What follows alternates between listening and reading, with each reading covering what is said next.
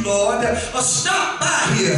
Oh, Lord, stop by here. And that brings me to my first point, and my first point is the situation. Here is the situation. Listen up. Now, we all know that Lazarus is sick, and Mary and Martha are concerned about their brother. So they are put in a situation where they have no choice but to send word, or should I say, call on Jesus. Now, it's a good thing that we're in this spiritual time zone. That allows us to step back for a minute. Now, here y'all have anybody y'all in here today been put in a situation where you had no choice but to call on Jesus, where you had no choice but to call on the Lord. When you called the doctor, he told you he could not help you, but when you called on Jesus, oh, y'all don't hear me up in here. See, Jesus can give you the type of help that man cannot give you. He can give you a prescription that will heal you, that will not hurt you, and will not charge you a dime. Y'all don't hear me up in here. Now, maybe your sickness was not a sickness in a body. Maybe it was a sickness in your finances, sickness in your marriage, sickness in your grades, or sickness in your search for a job, or even sickness in decision making, or maybe a sin-sick soul, or maybe life has showed you so many ups and downs that you were sick of living and scared of dying. Oh, y'all don't hit me up in here. Whatever your sickness may be, let's swap over tonight to AD and see if we can find a spiritual prognosis for this. The word that Mary and Martha was sending, he got the word that you've been sending.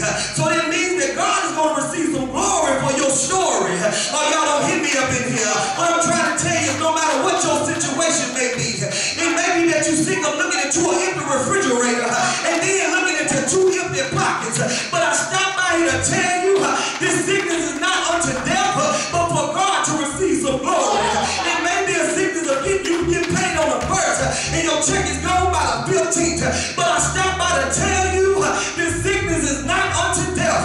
You might be sick of hard-headed children not doing what you tell them to do, but I stopped by to tell you that this sickness is not unto death, but for God to receive some glory. You might be sick of a cheating husband or a cheating wife, but I stopped by to tell you this sickness is not unto death, but for God to receive some glory. You might be sick of debt when you just paid your light bill and your phone bill and your cable bill, and then you found out your car insurance was due and your house insurance was due and your life insurance was due, and now you don't know what to do. But I stopped by to tell you today that this sickness is not unto death, but for God to receive some glory. Somebody say glory, glory, glory.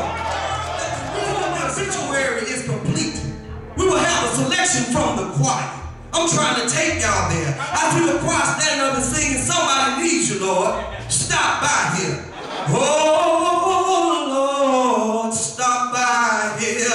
Now the choir sits down and the bread of life is getting ready to be delivered. I see the preacher stand up and in my sanctified mind, he takes his text.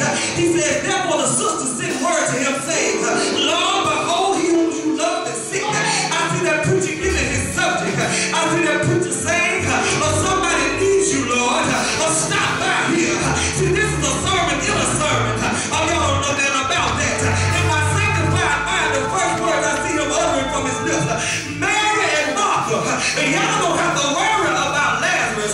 He had his business fixed with the Lord. Do y'all hit me up in here? I'm getting ready to go somewhere now. See, when you die, it makes no difference what preacher didn't get to preach your funeral.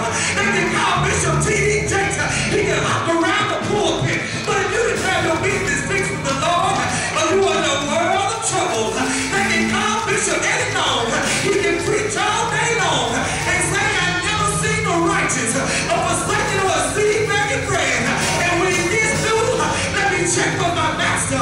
If your business wasn't fixed, you still going to hell. Y'all don't hit me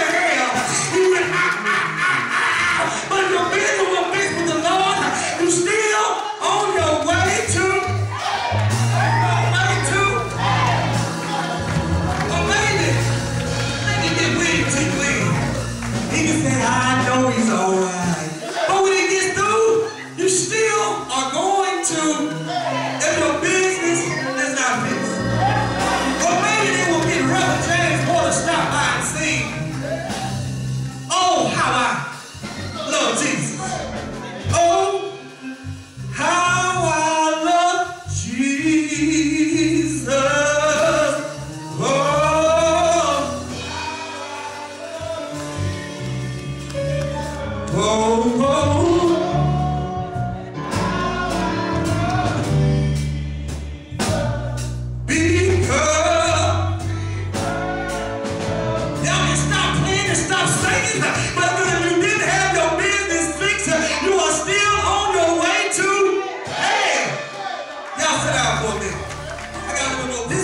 To my third and final thought to say, Jesus, by now, there's an awful smell. You don't want to smell it, Jesus. But Jesus said, do you believe? Do y'all hear me in here? Turn to your neighbor and say, believe. Say, believe. Now, Jesus said, did not tell you, if you believe, you will see the glory of God. And then I saw Jesus look up towards heaven and said, Father, I'm glad you hear me. You always hear me, but I'm glad you hear me today for the sake of the people, so they may believe. He looked in the tomb and leaned against the wall and said, he looked back again. I saw it bouncing off the tomb wall because it was a cave. It had gone off the wall. And then Lazarus come out and bounced off the east wall. And then Lazarus come out of there and bounced off the west wall. And then Lazarus come out of there. I stopped by to tell you, Lazarus heard him. In my sanctified mind, he said, hush, hush, because somebody is calling my name. Turn to your neighbor and say, hush, hush, because somebody is calling my name. Hush, hush, somebody just called me for a name. Hush, hush, somebody just called Geneva name. Hush, hush, somebody just called Miss Langston name. Hush, somebody just called Miss Pat name. And he's telling you to come out if you don't mind.